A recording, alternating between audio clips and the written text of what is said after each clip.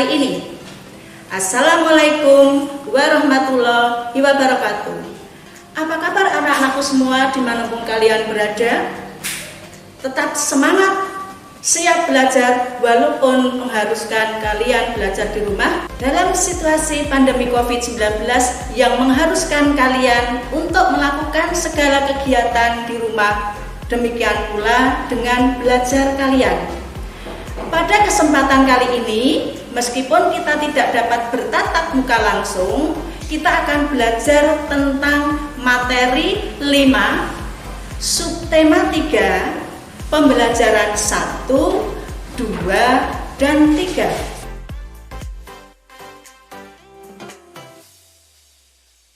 Tujuan pembelajaran ini yang akan dicapai meliputi 1.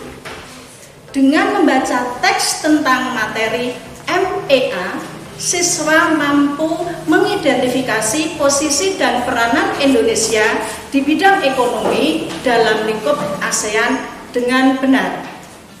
2. Dengan melakukan percobaan, siswa dapat menjelaskan tentang medan magnet dengan benar. Yang ketiga, dengan membaca teks dan berdiskusi, siswa dapat mengidentifikasi komponen dan cara mengisi teks formulir pengiriman barang dengan benar. Yang keempat, dengan melakukan percobaan tentang membuat magnet, siswa dapat membuat magnet dengan cara 1. Digosok. Yang kedua, dengan cara membuat magnet induksi. Yang ketiga, cara membuat magnet dengan cara elektromagnetik atau yang sering disebut juga dengan arus listrik. Oke anak-anak, mari langsung saja kita mulai pembelajaran kali ini. Tahukah kalian bahwa banyak pelaku usaha atau yang kalian kenal adalah para pedagang atau pengrajin menghasilkan produk yang memiliki nilai ekonomi tinggi atau yang sering kita istilahnya adalah memiliki jual yang sangat tinggi dari barang-barang bekas. Apa itu barang-barang bekas anak-anak? Tentunya kalian sering melihat di sekitar kalian banyak, misalnya seperti tas kantong plastik bekas, kemudian ada karet ban bekas, kemudian ada kain perca, kemudian ada kaleng biskuit yang semuanya itu dapat kita manfaatkan sebagai barang-barang yang nantinya berharga. Coba sekarang kalian perhatikan, ternyata barang-barang bekas yang tadi kalian sudah memperhatikan oleh para pengrajin yang kreatif dan inovatif diolah menjadi barang yang sangat bagus dan menarik, bahkan sebagai benda cindera mata. Peminatnya tidak hanya datang dari dalam negeri anak-anak, tapi ternyata peminatnya juga banyak yang dari mancanegara yang tertarik terhadap olahan dari barang bekas tersebut. Dengan melihat demikian, sehingga para pemimpin ASEAN sepakat memberlakukan MEA. Marilah anak-anak, sekarang kalian persiapkan buku tema, kalian buka subtema 3 halaman 121 dan 122. Mari sekarang kalian pahami dan kalian baca bersama dengan Bu Guru. Nanti Bu Guru akan menjelaskan materi apa itu yang dinamakan 1. MEA itu apa? Yang kedua, MEA pengaruhnya terhadap bangsa Indonesia kita sendiri. Dan yang ketiga adalah apa keuntungan MEA bagi bangsa Indonesia dan negara-negara di Asia Tenggara yang merupakan anggota dari organisasi ASEAN. Sekarang Bu Guru akan bantu tentang apa itu MEA. MEA adalah kepanjangan dari Masyarakat Ekonomi ASEAN. Di sini ASEAN adalah sebagai wadah yang namanya MEA. Para pemimpin ASEAN sepakat memberlakukan pasar tunggal di kawasan Asia Tenggara. Tujuan untuk apa? Agar daya saing di ASEAN meningkat dan untuk menarik investasi asing untuk menanamkan modal.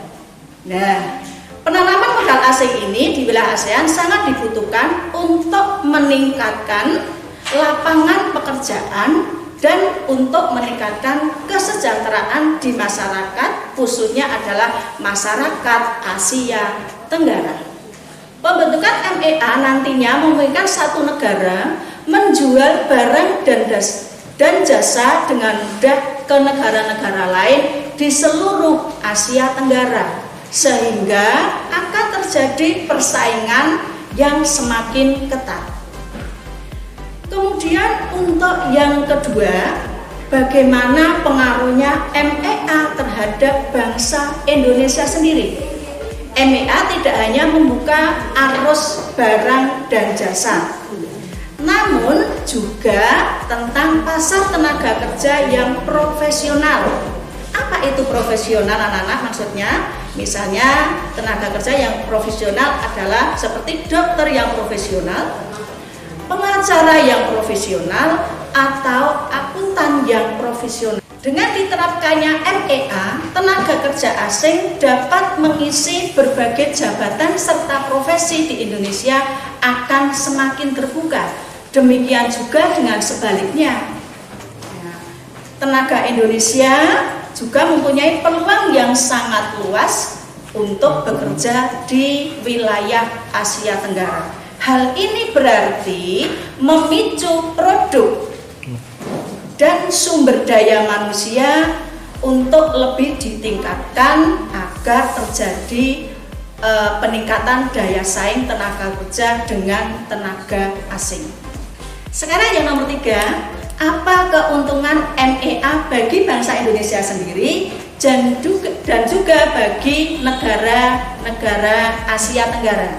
Selain dapat meningkatkan lapangan pekerjaan yang baru, hal ini juga dapat meningkatkan kesejahteraan sekitar 600 juta masyarakat yang hidup di Asia Tenggara. Organisasi ILO, yaitu Organisasi Internasional PBB, memperkirakan bahwa permintaan tenaga kerja profesional akan meningkat.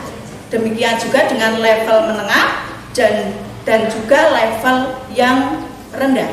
Setelah kalian mempelajari tentang MEA, selanjutnya kalian jawab pertanyaan di situ di buku tema 5, subtema 3, kalian buka 122 sampai 123. Jangan lupa tetap minta bimbingan orang tua. Kalau ada materi yang kurang jelas, bisa kalian tanyakan kepada bapak dan ibu guru kalian yang ada di sekolah masing-masing.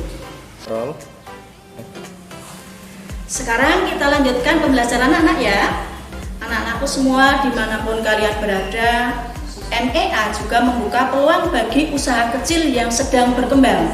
Salah satu contohnya adalah dengan membuat cenderamata untuk para wisatawan. Sekarang ayo kita pelajari tentang cenderamata yang terbuat dari magnet. Cenderamata itu dapat ditempelkan pada benda-benda yang terbuat dari logam yang ada di rumah kalian, yang sering kalian lihat misalnya di pintu-pintu kulkas.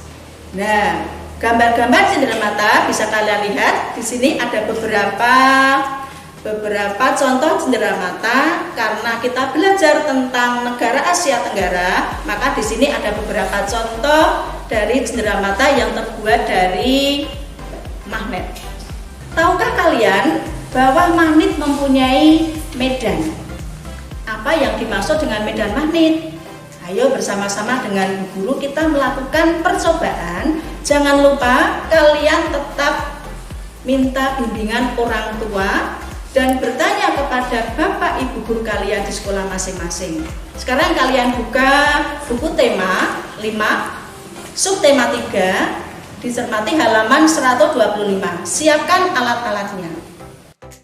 Alat-alatnya pertama, di sini ada lembar, ada magnet serbuk besi, kemudian kertas karton ukuran A4, langkah-langkahnya ada. Nanti taruhlah magnet di bawah kertas itu. Ya. Di bawah kertas itu pilih magnet yang jenis magnet batang. Kemudian taburkan serbuk besi di atas kertas. Ketuklah kertas karton secara perlahan. Kemudian kita gerakkan magnet yang ada di bawah. Nanti akan terjadi sesuatu. Nah, dari gerakan pasir besi itu nanti kalian catat, dibuka pada lembar pengamatan.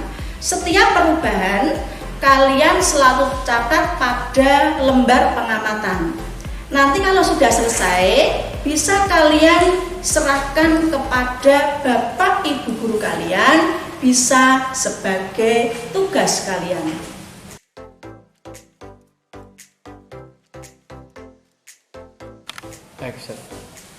Setelah melakukan percobaan medan magnet, sekarang kalian dapat mengetahui dan menyimpulkan apa itu medan magnet.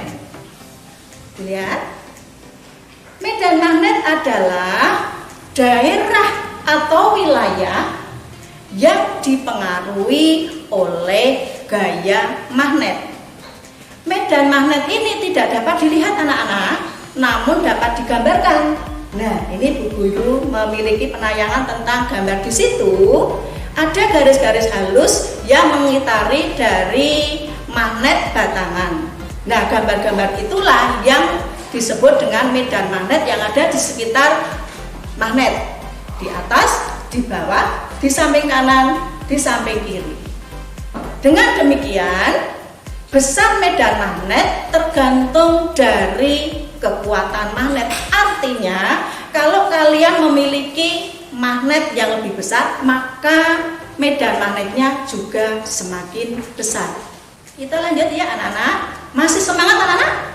Nah, ayo kita belajar lagi. Banyak usaha kecil dan menengah mengirim barang-barang kepada konsumen menggunakan jasa kurir.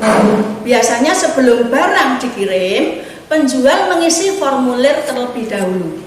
Sekarang kita bersama-sama berlatih menjadi tokoh. Ada yang menjadi tokoh penjual, ada yang menjadi tokoh pengirim. Mengapa? Supaya anak-anak nanti lebih paham di dalam mengisi formulir pengiriman barang. Kita lihat di situ, guru memiliki formulir pengiriman barang dalam negeri. Kamu isikan hati-hati sampai pada tanda tangan. Kalau sudah kamu isi, nanti bisa kalian tugasnya kamu serahkan kepada Bapak Ibu kalian, atau kalian bisa menjawab lembar yang lain, menjawab pertanyaan tentang formulir pengiriman barang dalam negeri.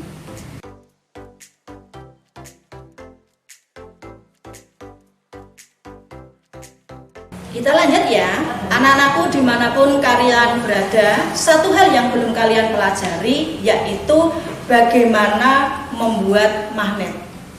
Ternyata magnet dapat kita buat sendiri. Bagaimana caranya? Sekarang kalian buka buku tema ya, kita akan melakukan percobaan membuat magnet dengan cara digosok, dengan cara induksi, dengan cara arus listrik. Kalian siapkan, dibuka halaman 146. Di situ, nah ini ada gambar cara membuat magnet dengan cara digosok. Langkah-langkahnya, Guru tidak usah menjelaskan. Langkah-langkahnya bisa kalian baca pada buku tema 5 halaman 146. Jangan lupa tetap minta bimbingan orang tua. Nanti kalau sudah selesai, selanjutnya kalian isi pada lembar pengamatan. Kemudian untuk yang kedua, membuat magnet dengan cara induksi. Kalian buka buku tema 5 halaman 148 sampai 149. Di situ terdapat langkah-langkah cara membuat magnet dengan cara induksi.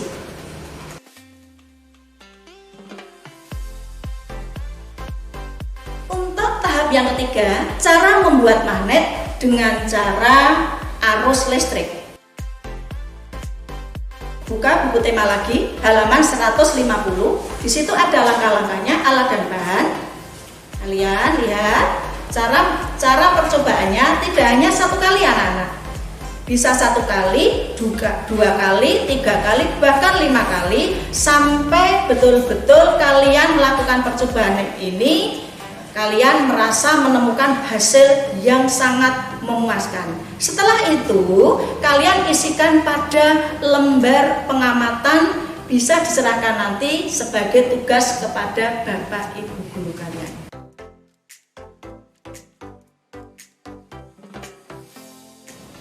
Bagaimana kegiatan belajar kita hari ini? Apakah masih semangat?